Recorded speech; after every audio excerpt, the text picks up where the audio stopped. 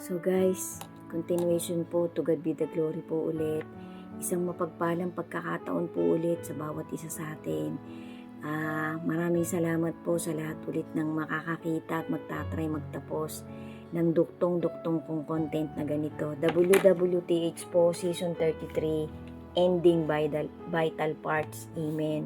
So guys, ito po ay WWTH Season 33 ulit, Part 43. 43 na guys, baka malito ako guys. Kaharap ko na yung notes ko, nalilito pa rin po ako. Thank you po sa inyong lahat ulit guys. Maraming salamat po talaga. Hindi po matapos ang pagpapasalamat ko sa mga taong patuloy-tuloy na nanonood ng mga content ko, at yung iba po ay nagbibigay pa ng puso.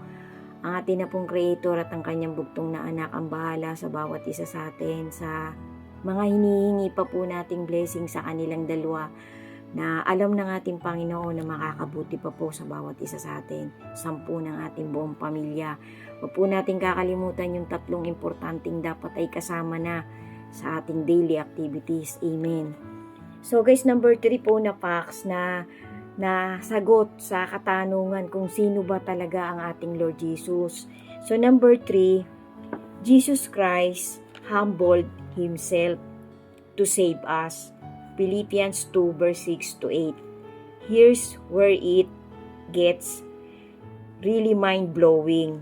Jesus is equal with God in every way, but He chose to step down from His glorious throne to become a servant. Imagine a king leaving his palace, putting on rags and living as a poor man. That's what Jesus did for us. He took on human nature, suffered and died on a cross to rescue all of us, generation by generation, from sin and death. This wasn't a demotion, it was an act of an ultimate love. So yan po yung number 3 na facts na sinabi ng pastor na to na sinusubaybayan ko, na sa isang maiksing salita ay parang iniidolo ko po ang pagtatawid ng taong to, pati po yung isang mangangaral na evangelist na nandito sa ating bansa. So yan po guys, ilalagay ko po dito yung mga importanteng verses na every now and then dapat nating mapasyalan, dapat nating talagang buklatin ang ating love letter ng ating creator sa humanity, na tumawid po generation by generation. Guys, bear with me kasi marami pa po akong gustong itawid na mga pinapanood kong dokumentary na about po talaga sa paparating na rapture ba yun o rapturo. Tapos yung pong pag-uumpisa ng kalahating half ng tribulation. Kasi yung pong kalahating half, yung po talaga yung great tribulation. Sabi po ng mga napapanood kong dokumentary na alam ko naman pong marami na rin sa atin ang nagre-research sa panahon natin ngayon. Kasi bawat isa nga po sa atin ay dapat nang maging alerto. Kasi papalapit na po ng papalapit talaga yung, kumbaga sa mga vital events na talagang kasama tayong lahat. Kasi tayo po'y last generation na ng humanity, pati po yung mga taong maiiwan after rapture. Kasi nga po, mauuna talaga yung imminent po, yung po talaga yung pinaka-immediate na mangyayari, yung harpacho, yung rapture. And then, magbubukas po talaga yung papasok na tribulation, yung kalahating 3 and a half. Bago po talaga mag-umpisa yung kalahati ng Great Tribulation, palitaw na po yung Antichrist. Kaya kaabang-abang po guys, kaya maging alerto po tayo, be focused, be alert, be vigilant each day na dumidilat pa ang ating mga mata. Kasi buhay man tayo o patay, kapag tayo ay naging chosen, ihahanguin po tayo po talaga ang unang ililigtas. Kasama po tayo, hindi po totoong yung nasa loob lang ng church ng ating Lord Jesus ang mapapasama sa rapture. Kasi sabi nga po ng isang matuwid na mangangaral, ang natatandaan ko po sa kanya mga exposition, napakakunti po kapag yung lang nandun sa church ang macho-chosen. Marami po, pati po Gentiles, pati po hindi Hudyo man o kapag ikaw ay napili ng ating Panginoon, kapag ikaw ay nakatanggap ng grace ng ating Creator, ay kasama ka sa itatago niya, kasama ka sa unang ililigtas, kasama ka sa unang magkakaroon ng salvation, kasama ka sa unang rapture, sa unang pagkabuhay. Kaya yan po ang ating ipag-pray, mapasama na tayo sa unang pagkabuhay. Kasi yung pangalawa pong pagkabuhay, every now and then po, dinadagdag ko yan guys, yung pangalawa pong pagkabuhay, ay yung po verdict time na. So wag nating ipag-pray yun guys, kailangan sa unang pagkabuhay, kasama na tayo sa macho-chosen. Amen. So, ang number 4 po guys, Matthew 28 verse 18. Jesus, our Lord, has all authority in heaven and on earth.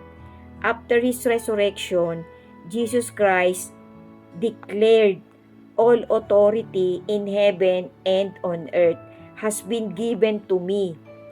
That means He is not just some spiritual leader. He is the King of Kings and Lord of Lords.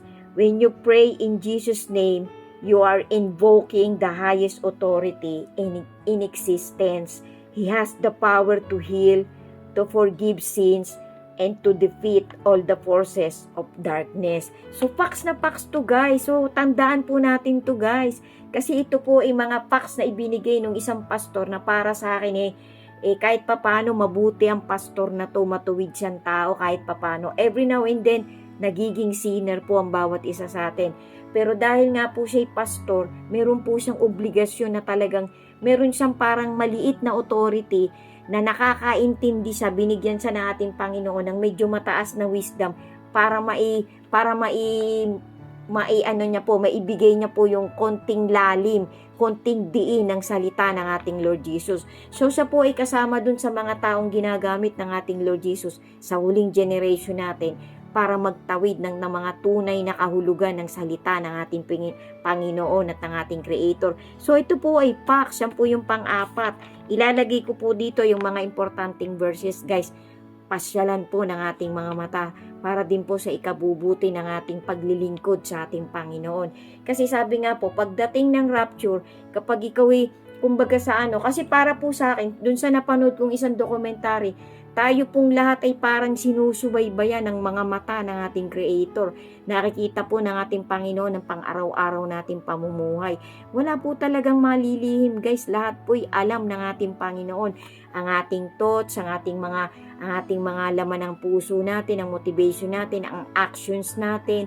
Lahat po guys, every details ng buhay ng isang human being ay nakalista, alam ng ating Panginoon. Past, present, and future. Amen. Yan po'y facts, guys. So, number 5 po na reason, guys, na facts na tungkol talaga sa ating Lord Jesus, sa bigatin sa ating Creator. John 14, verse 6. Jesus Christ is the way, the truth, and the life. Jesus didn't say, I'll show you the way. He said, I am the way. That means He is the only path to God. And no other prophet, no other religion, no other belief system can bridge the gap between us and the Father. He's not a way, He is the way. No one comes to the Father except through Him, through our Jesus Christ. Jesus is the door to eternal life because He is God offering Himself to us. Jesus is not just a man or even just a prophet. He is God, incarnate, the visible image of the invisible God. Colossians 1 verse 15.